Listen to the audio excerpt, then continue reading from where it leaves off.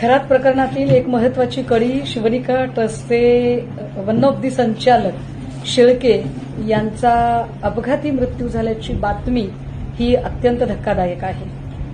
मला ही गोष्ट खरं तर अविश्वसनीय वाटते. मात्र गेल्या अनेक दिवसांपासून ज्या अनेक नेत्यांनी ही शक्यता आणि ही भीती वर्तवली होती की खरातच्या जीवाला धोका असू शकतो, ती आजची जी घटना घडली त्याने या शक्यतेला अधिक जास्त ठळक पद्धतीने अधोरेखित केलं जातंय.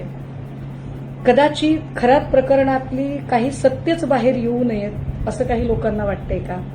आणि असं असेल आणि तरीही एसआयटी अजूनही तपासाची गती वाढवत नसेल आणि या लोकांच्या चौकशा होत नसतील तर अजून जास्त संशयाचं धुकं वाढत चाललंय.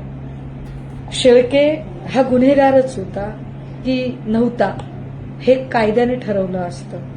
शिक्षा कायदा देईल, कोणाचाही जीव घेण्याचा अधिकार कोणालाही नाही.